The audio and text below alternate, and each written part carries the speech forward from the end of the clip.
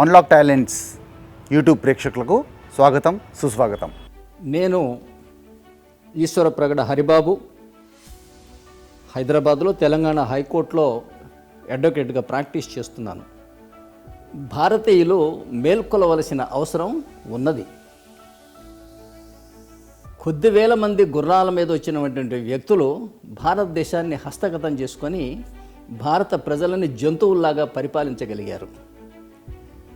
అట్లాగే ఓడల మీద వచ్చిన కొద్ది మంది భారతదేశాన్ని హస్తగతం చేసుకొని భారతీయులను బానిసలుగా పరిపాలించగలిగారు.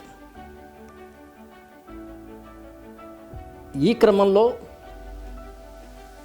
భారతీయులు అనేక దేశాలను కోల్పోయారు. Afghanistan, Pakistan, Cambodia, Indonesia, Burma, Sri Lanka, Singapore, Malaysia ఇలాంటి అనేక భూభాగాలను కోల్పోయారు.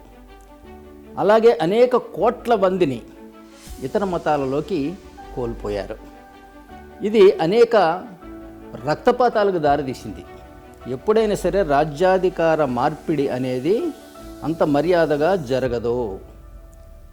ఈ రాజ్యాధికార మార్పిడికి మతం తోడైందనుకోండి, మరింతగా మారణహోమం జరుగుతుంది. ఇవాళ రెండవ ప్రపంచ యుద్ధంలో హిట్లర్ ద్వారా జరిగిన కార్యక్రమం కానివ్వండి, భారతదేశ విభజన కానివ్వండి, భారతదేశం పాకిస్తాన్గా కానివ్వండి, ఆ తర్వాత జరుగుతున్న సంఘటనలు కానివ్వండి,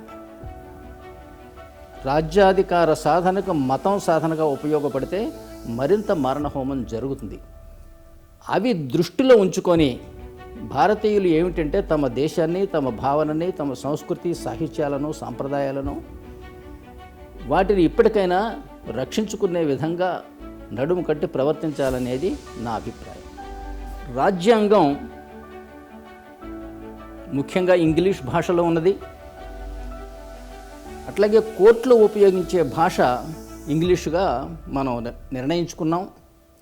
తద్వారా భారతదేశానికి ఎనలేని నష్టం జరిగిందనేది నా అభిప్రాయం. ఎందుకంటే ఎంత చెప్పినా సరే ఇంగ్లీష్ భాష అనేది భారతీయులకి విదేశీ భాష మాత్రమే. అందులో అనేక మంది అనేక రచనలు, వ్యాసంగాలు, కవిత్వాలు రాసి ఉండవచ్చు.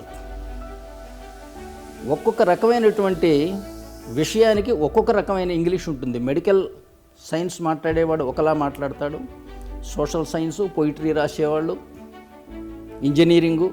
అలాగే రాజ్యాంగ పరిభాష వచ్చేసరికి రాజ్యాంగంలో వాడిన ఇంగ్లీషు పదాలను మనం సరిగా అర్థం చేసుకోలేక వాటిని తప్పుగా అర్థం చేసుకొని రాజ్యాంగం యొక్క మనకు అందించదలుచుకున్నటువంటి లాభాలను మనం పొందలేకపోయామనేది నా అభిప్రాయం.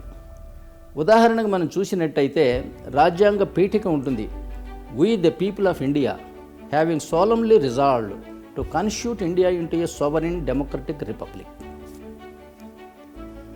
ఇంకా ముందు ఉంటుంది and to secure to it's people justice, Liberty, equality, fraternity, unity, individual dignity is a different thing.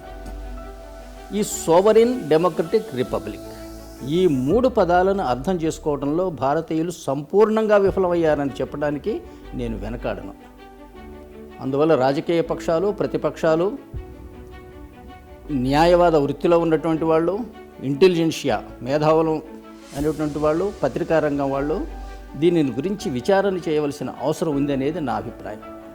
ఈ వీడియో మీకు నచ్చినట్టయితే లైక్, షేర్, సబ్స్క్రైబ్ చేయండి.